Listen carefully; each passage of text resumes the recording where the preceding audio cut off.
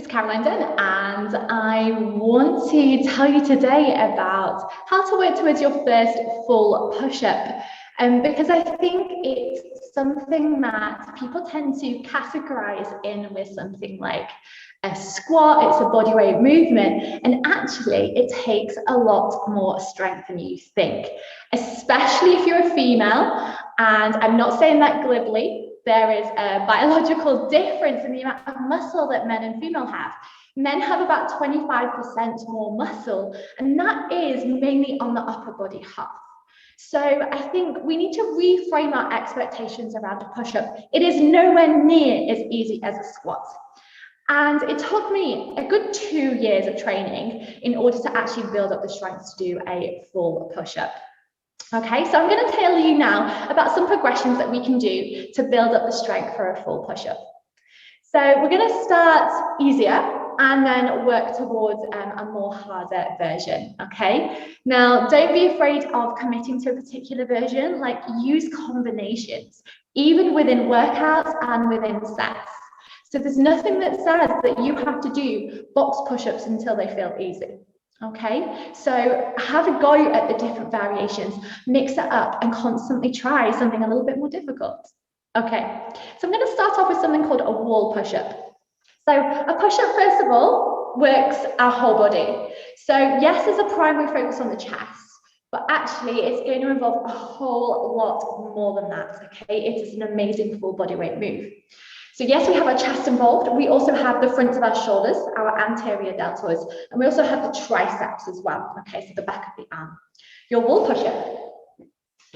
Now, as you come to the wall, you're going to bring your hands onto it. Now, in general, start wider, work narrower. Okay, when you go wide, there is more emphasis on the chest muscles. Those are a bigger muscle set, and therefore that's going to make it easier.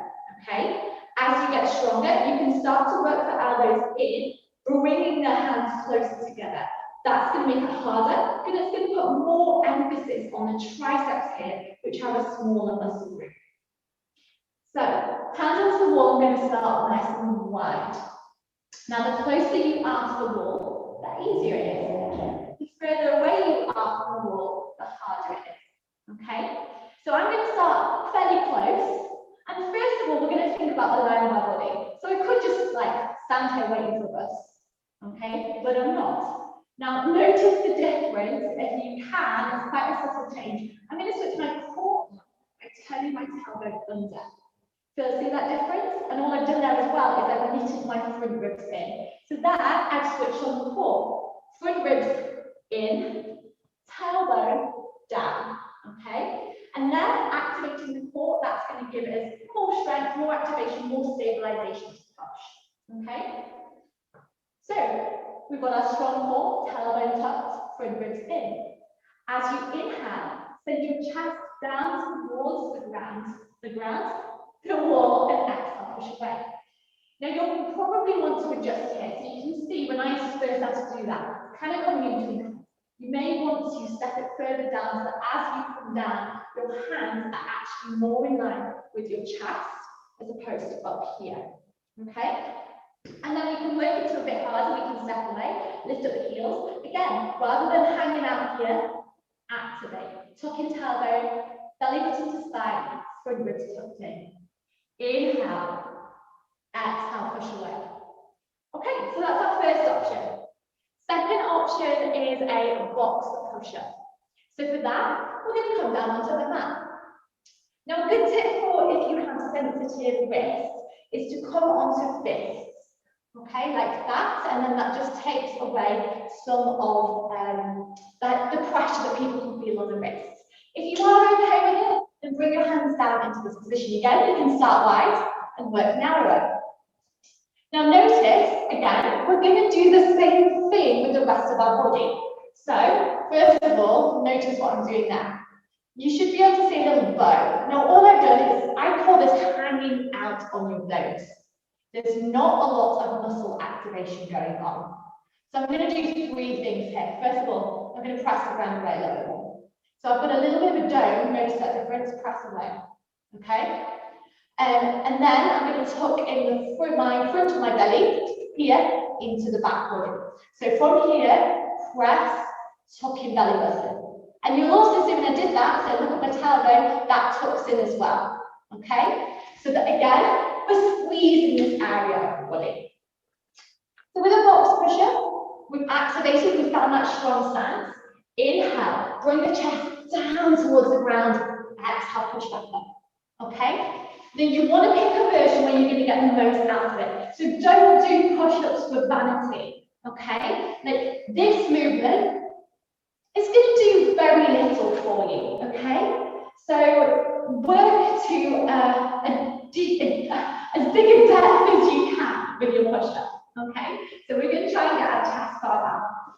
So again, we tuck. Inhale, exhale. Inhale, exhale. Start wide and then go narrow. The next option from that is a half push-up. Now you'll see I'll have a step here, and this step can be used with quite a lot of variations. If you raise the hands up, it's going to make it easier.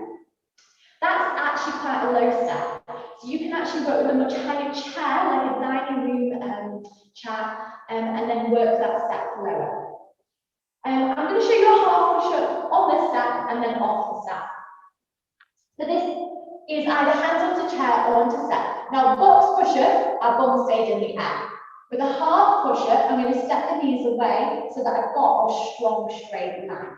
Okay? The other thing is I need to come a bit closer so that my shoulders are over my wrists. Can you see that was a little bit far back? So shoulders over wrists. And then, again, tuck in the front ribs and tuck in the tailbone. Rather than this just hanging here, activate the core. From here, inhale, chest goes all the way down. Exhale, push back up. You can start wide, remember, and then work your way down the way. When you start to work those hands lower, you can then eventually bring them to the floor. Half push-up onto knees. So take your hips in line with the rest of the body. Press the ground away, draw in the front body. Inhale, exhale. Okay, so again, my hands might start much wider than that. Inhale, exhale. Okay, and then we start to work our way to a full push-up. Now remember what I said about vanity. So here's the like don'ts with your push-up. So as I come to a full push-up here, okay, don't do this. Okay, like moving fractions means you're not going to get a lot out of that. Okay, you want to go as deep as you possibly can. As you're working from a half push-up, this is a nice way to do it. Okay, so we're going to start on high plank. So you're going to bring the shoulders over the wrists, tuck in the tailbone, so there I'm hanging out. Tuck in the tailbone, tuck in the front ribs. From here, we're going to do a slow lower. So start to control, the elbows go wide, the hips move in line with the body, all the way down to the ground.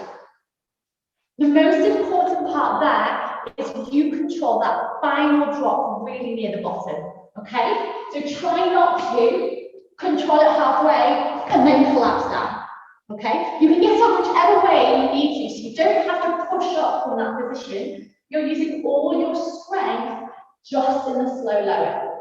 So that's for practicing the eccentric. You can also do this with a step. So if you're not ready to control it all the way onto the ground, you can do the same on the step with knees down or knees up. Slow control all the way down.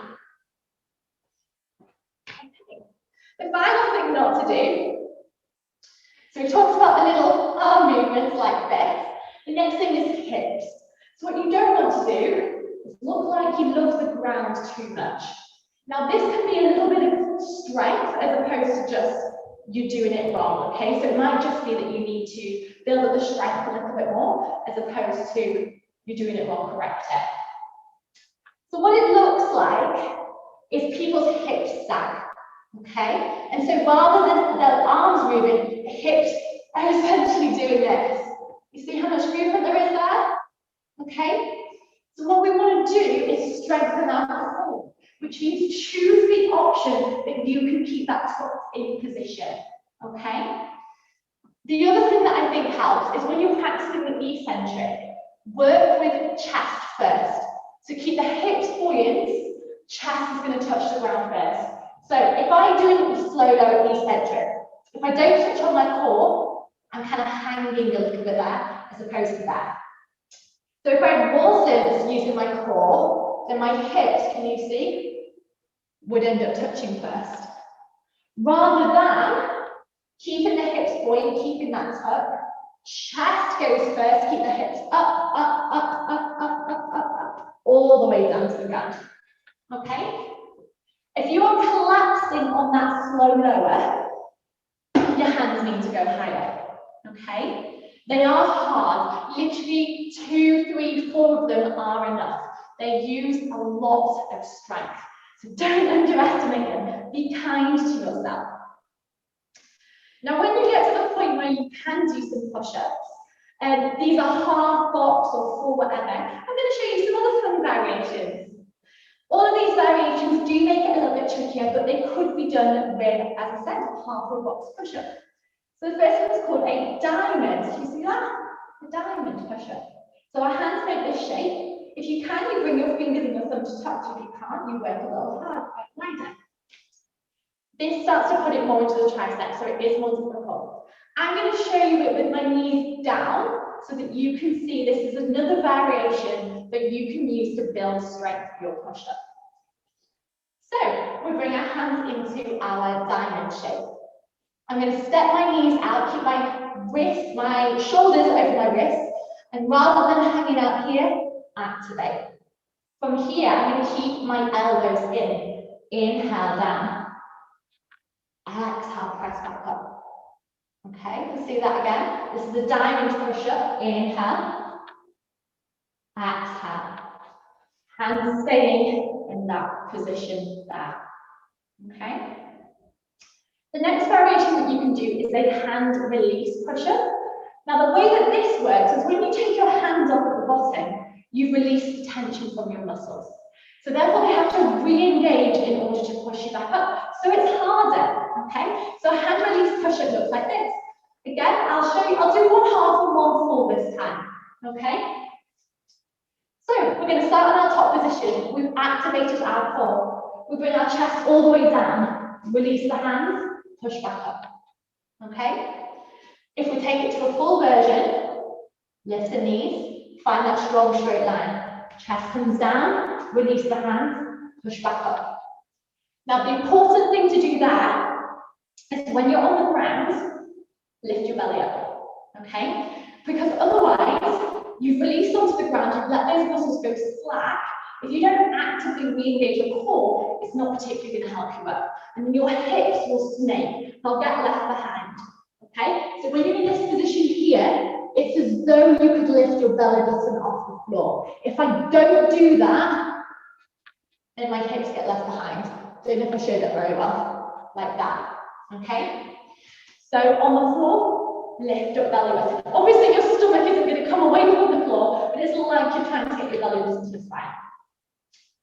Finally, we could try starting to raise the legs off the ground. So again, this makes it a little bit harder. There's benefits definitely to both versions. So in order to do this, you're going to work with more of your body weight. That's why it's harder. We're increasing the amount of body weight that your chest is pushing against. So you might start with, the lower the step, by the way, the easier it is for this version. The higher the step, the harder it is, because you're adding more of your body weight on. So we bring our toes on. And we're on the step there. Hands underneath the wrists underneath the shoulders. So don't back off here, don't go too far forwards. Okay, so you can see here that the knees need to be raised. And again, I'm not hanging out on my bones. I'm activated and strong. Inhale. Exhale. Okay, so I hope I've given you loads of useful variations here. Start wide, working narrow. Make sure that you pick the version that you can get a full range of motion with. So chest to the floor practically and push back up. And finally, don't hang out on your bones. Lift up the belly button, tuck in the front ribs, curl the tailbone underneath so that you don't get snaky hips. I can't wait to see your push-ups. Well done, everyone.